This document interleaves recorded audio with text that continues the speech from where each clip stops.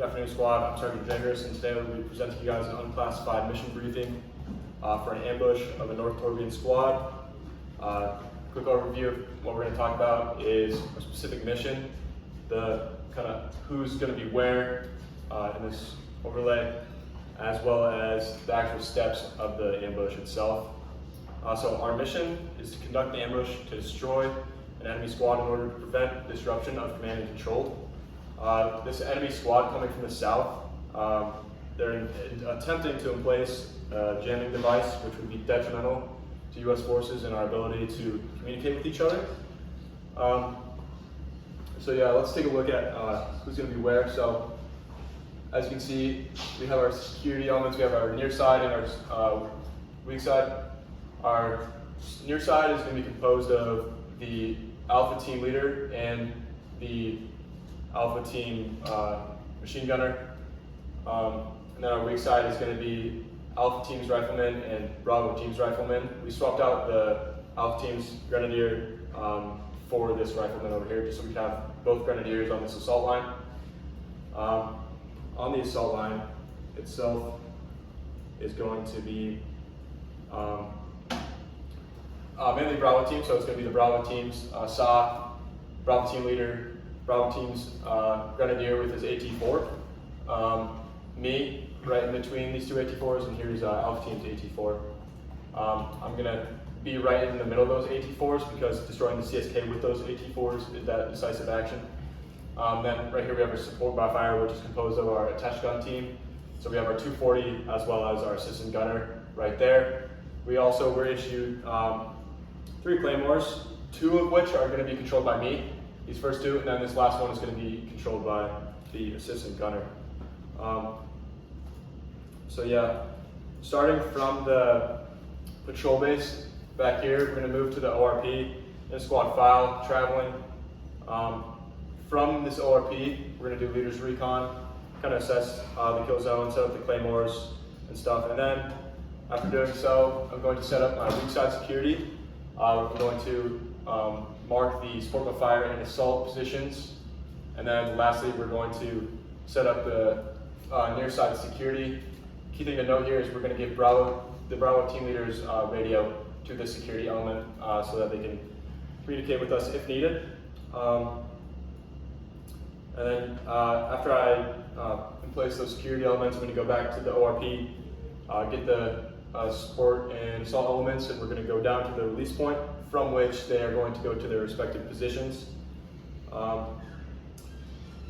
And once we get to our positions and to be set up, we're going to establish our sectors of fire based off of what we can actually see down there. And so what I have here, there's a broken ridge right there. So at that edge, that's going to be a target reference point from which we're going to base off like our sectors of fire from. Depending on what we actually see once we're down there, we're likely going to have the support by fire not be able to shoot anywhere left of that broken bridge, just to eliminate any chance of fratricide. So the first step of our ambush is going to be an early warning that we're going to receive from our strong side security element. They're going to send up a salute report, and then they're also going to contact us again once the enemy has passed phase line gold, just so we know exactly where the enemy is and that we need to be ready because the enemy is coming soon. So once the enemy gets into our kill zone and reaches the point that I'm going to identify once we're down there, which is likely going to be about 10 meters past this bridge, kind of nice and deep in the middle of our kill zone. The AT-4s are going to simultaneously shoot the CSK. And like I said, it's very important that at least one of them is able to hit the CSK to destroy it. Following this, I'm going to set off these first 2 claymores if there are any dismounts. And after this, all weapons are going to open fire using rapid fire for about 20 seconds, and they're going to move into sustained fire until everyone is eliminated. And the 240 and 249, they're going to make sure they mass effects fire on the most casualty producing weapons. And the riflemen are just going to shoot any dismounted personnel that still remain. And while all this is going on, the security is blocking any enemy maneuver outside of the kill zone. And once we have this map minute, shift and lift fire will be called. The primary is going to be verbal. The secondary or alternate is going to be 3 whistle blows, and contingency radio and emergency is going to be runner. So once fire is lifted, this assault team is going to assault through and clear the kill zone using successive bounding just to minimize any chance of fratricide.